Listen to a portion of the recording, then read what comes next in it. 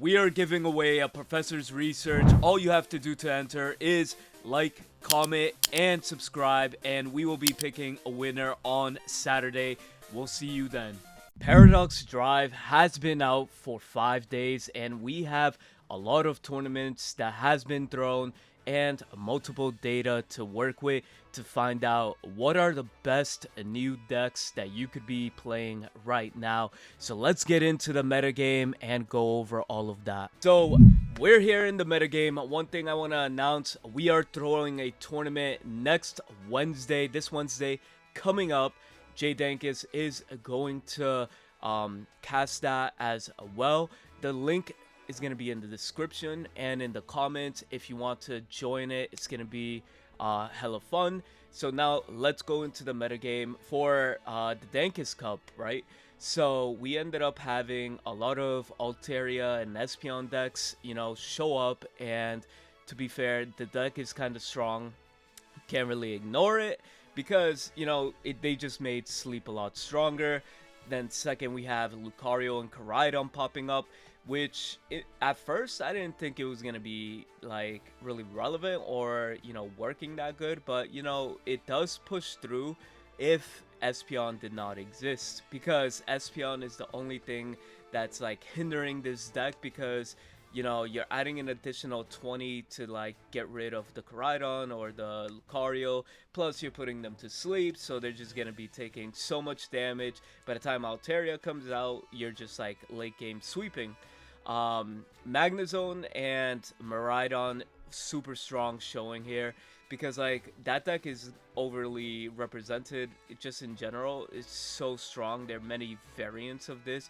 People are still trying to decide if one Miraidon or two Miraidons are good, but we're here to show you guys the results. So this is the Dankis Cup.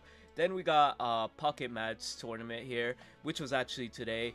You know, we did have 68 Altaria Espeons, and then people trying to counter the meta with Mega Sceptile, so we do have a lot of those lingering around the meta right now, which quite frankly, it is a good meta call against that. So here, outstandingly, Magnezone Miraidon definitely showed up here. There's so many of them because like they're here separated by 3 different tiers, but they're still all the same you know, deck archetype. So it's the most very represented deck, and then Zoroark's there for counterplay against the Mega Altaria. Espeon plays really well into that and farms it, and then you could see the Mega Lucario and Miraidon dropping in numbers because it did not play that well against the Espeon deck, which, you know, if you wanted to come into this tournament with Mega Lucario and Miraidon, it wouldn't have been the best showing because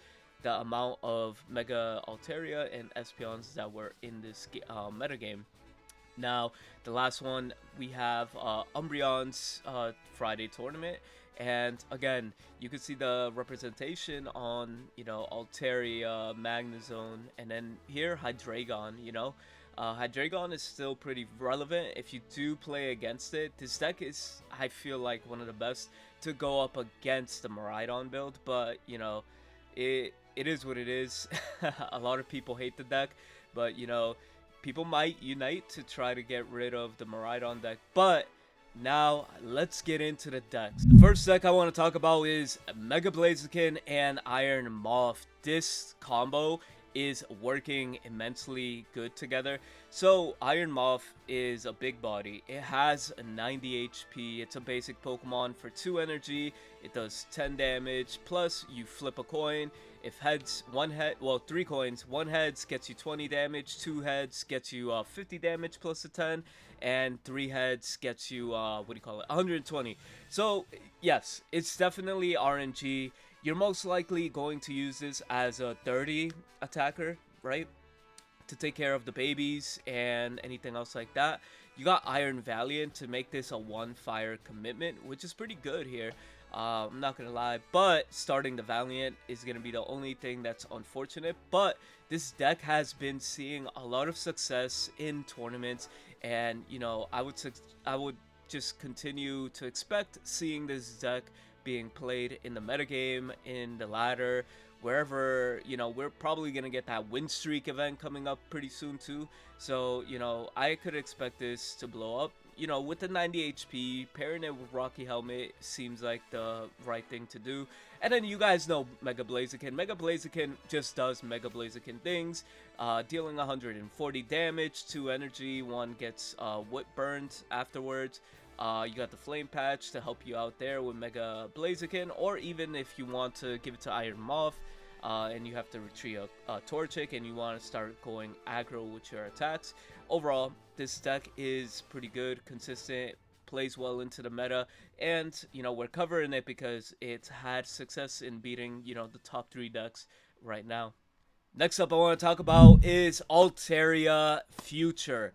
So I covered this deck and it's pretty good. Like, the simple fact that you have Iron Valiant giving Iron Crown free attacks is kind of insane, and we're in a format where a lot of people are prioritizing their benches, so, you know, you gotta take advantage with Iron Crown and, you know, get rid of their bench as soon as possible, because, like, you know, even with the Oris, you know, the Magnet Zones, they're gonna want to have a minimum of, you know, both Magnet Zones, or I mean, both Magnetons and 1 Ori.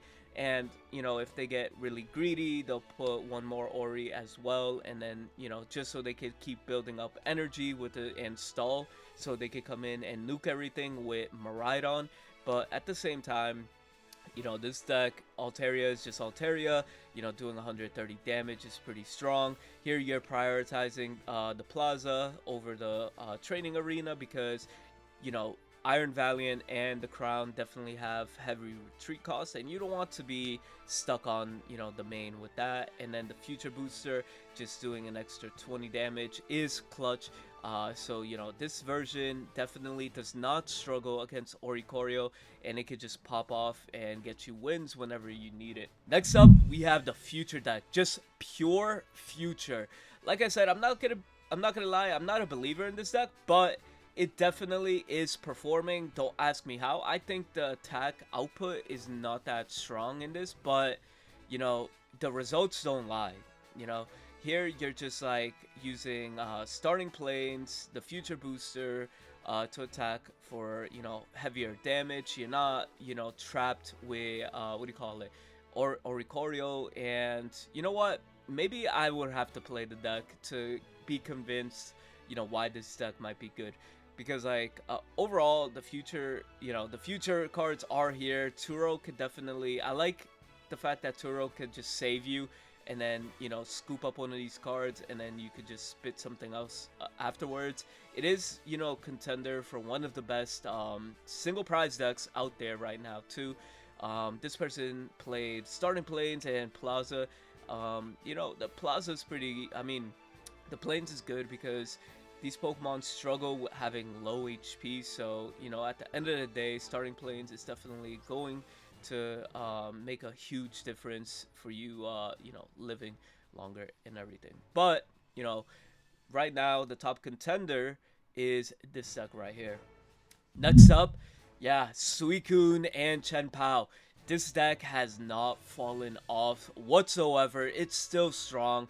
It's one of those decks where, you know, you still have to respect it. If not, you just get wrecked by it. But, like, you know, you got Field Blower and Inflatable Bolt. You know, there's not much to say about this deck, but Suicune, you know, could come back. I feel like in rank, it's definitely going to see so much more play, and it's going to dominate the meta, you know, when we get there. Just Baxcalibur accelerating 8 energy, and Chien-Pao just being able to put 130 anywhere around the field. It's just super strong, and overall, you know, don't sleep on Suicune. Next up, we have Zoroark EX, and, you know, this is taken from Pocket Match Tournament today.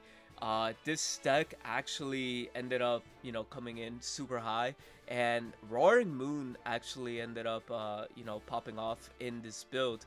And, you know, when you use his ability, it forces you to basically Sabrina, and it's kind of insane.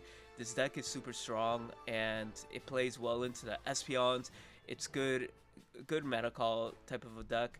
but you know, you got the Bombardier to make Roar Moon starts or bad starts like Mega Absol to, you know, return.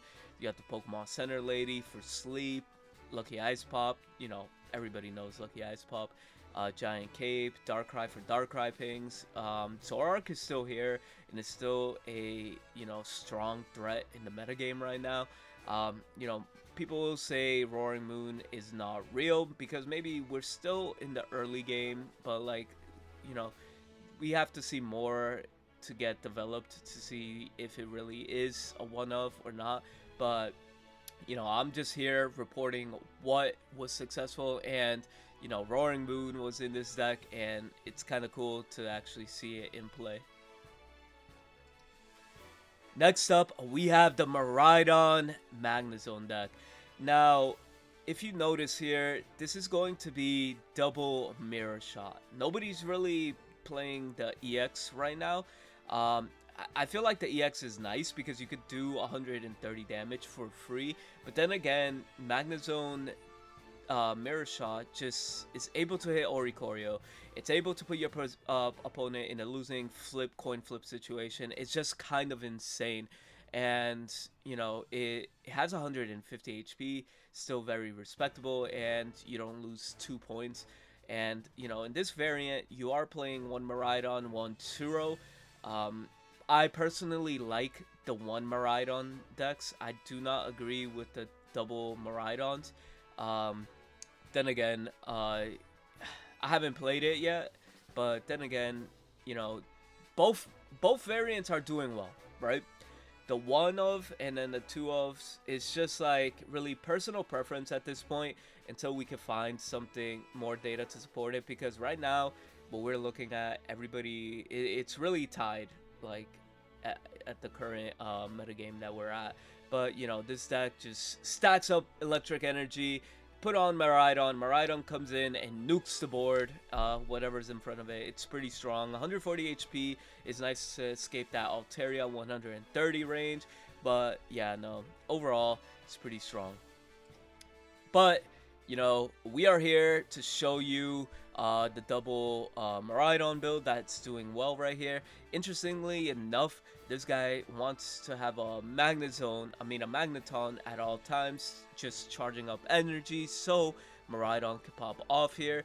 The cool play about having the two Professor Turo and two Miraidons, you could use Miraidon as a shield and then Turo it away, or you could use, you know, swing with the Miraidon that has a lot of energy, or you know, if it takes damage, you play the other Miraidon, it takes on all the energy, and then use Turo to pick up the one that's damaged, and then boom, you just basically keep repeating the cycle, and it's just overall looks insane. Oricorio is at 1 here. Again, one Magnezone Mirror Shot is kind of interesting, but it's pretty strong. It works in the meta really well. And yeah, no, I would recommend you guys try this version out as well. Now let's call the meta plays, the meta counters, I would say. Mega Sceptile is definitely one of those decks that counter, what do you call it, all these Miraidons, and I would say the Espeon deck as well. Well, the thing is here, well, you want to use 140 damage to get rid of the Miraidons. They really can't do anything if they don't have their giant cape. Chingling is here, you know, doing Chingling things for off-meta decks. You do have the Celebi and the Growth Tile. The Growth Tile is going to be useful taking out early game Magnetons, early game Swablues, and, you know, Igglybuffs that are in the back, right? It's still super strong, and you know, just the sheer fact that you could deal 140 damage is really good, and you know, it's a very good meta pick. I would personally throw an Ogerpon here because the more sleep you see, Ogerpon is just definitely gonna counter them hard, and then you know, the sleep players won't know what to do. Next up, we have the successful Mega Sceptile deck is the Pheromosa and just Mega Sceptile deck. But here we're just putting more emphasis on the rare candy and skipping the Growth Tile and just popping off. This is just more or less super aggro. dealing 140 damage as quick as possible, which, you know, I do respect this. It does move pretty fast, and, you know, it takes a lot of courage to bring this in a tournament stacked up where people do not believe in it, but we're in a metagame where Chingling isn't really overly represented because sleep definitely makes Chingling not as viable. And, you know, overall, you got X Speed, Pokemon Center Lady, Sabrina, Rocky Helmet. You know, you swinging for 140 early damage is just insane. Pheromosa's there, so you could drag out anything, maybe even the Magnezones, Magnetons. It's just insane. Overall, would recommend you guys try this variant out. We do have the return of Gourgeist and Mega Altaria. Comfy is definitely seeing more play here because the simple fact, sleep exists. It does exist. A lot of people hate it. People are playing the counter cards that exist for it. So, you know, Comfy is definitely going to be seeing a lot more play. Plaza here is going to allow you to swap out the Gourgeist for free. You know, it's just good. It deals 70 damage. 70 damage early game is always great to have. And just overall, Gourgeist is just super strong in general, so I would recommend you guys try this variant out. Last but not least, we're going to go with the Sleep Scam. We've been talking about it all day, but this version has been playing Mars, which most people haven't been respecting that card. It's definitely a good tech for this season. And, you know, you're playing the Darkrai's, Altarias, and Espeon with the Iggly buffs, and there's not much to say. This deck just puts you to sleep, farms you, and that's pretty much it. But, you know, without further ado, this is going to be the end of the report. Thank you guys for watching, and let me know what you guys want to play in the upcoming tournaments.